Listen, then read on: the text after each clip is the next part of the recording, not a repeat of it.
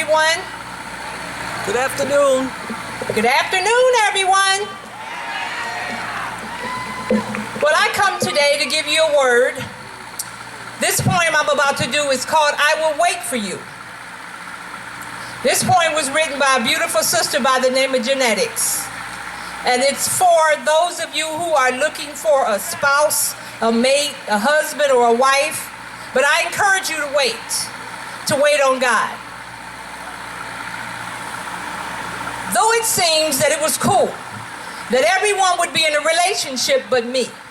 So I took matters into my own hands and I ended up with him. Him who displayed the characteristics of a cheater, a liar, an abuser, and a thief. So why was I surprised when he broke into my heart? I called 911 and I was cardiac arrested for aiding and abetting because I was the one who let him in, claiming we were just friends. You know, by the first date, I decided if he wasn't, I was going to make him the one. You know, tired of the wait, so I decided to drag him along for the ride because I was tired of being the bridesmaid and never the bride. A virgin in the physical, but mentally, a grown woman on a corner in heat, tired of the wait. He had a form of godliness, but not much, but hey, I can change him, I'll take him, he's close enough. I was ready to sell my 8 for a quarter, not knowing the value of his use to me. My arteries were clogged up with my will, blocked his will from flowing through me. So I thank Christ for his blood pressure giving this heart an attack. He put me flat on my back. Through my ignorance, he saw. Through my sternum, he saw and cracked open my chest to transplant Psalm 51:10, a new heart and a renewed right spirit within. So now I understand. Better yet, I fully comprehend why I must wait for you.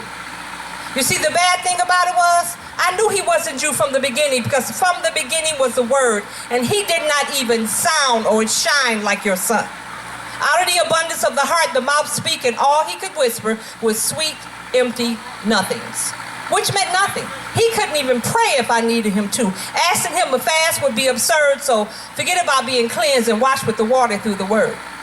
I will no longer date, socialize, or communicate with carbon copies of you to appease my boredom or quench my thirst of fast-lived compliments. You know, like sorta, kinda. He's sorta, kinda right. He's sorta, kinda wrong. His first name Luke, last name Warm.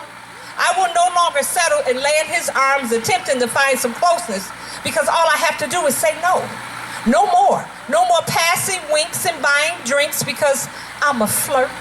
You know, who flirts with the ideology of, can you tell me how much I can get away with and still be saved? No more being weighed down with so-called friends and family talks concerned about my biological clock when I serve the author of time. He has the ability to stop, fast forward, pause, and rewind at any given time. So if we can role play, brother, you could be Abraham and I could be Sarah, or you could be Isaac and I could be Rebecca, a servant answered prayer. I am bone of your bone, flesh of your flesh, made of your rib, Adam. I said Adam. And I will find you and I will know you because when you speak, I will be reminded of Solomon's wisdom.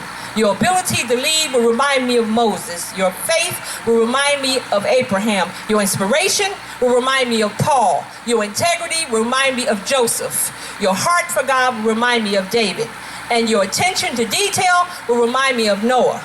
But your ability to abandon your own will remind me of the disciples. But your ability to love selfishly and unconditionally will remind me of Christ. And I won't need to identify you by any special Matthews or any special marks because this word will be tatted all over your heart. And you will know me and you will find me where the boldness of Esther meets the warm closeness of Ruth and the hospitality of Lydia aligns with the submission of Mary. I will be the one drenched in Psalms 31 waiting for you. And to my Father who has known me before I was birthed into this earth, I obey your will above mine. So even if you called me to a life of singleness, I will be content because of the one who was sent.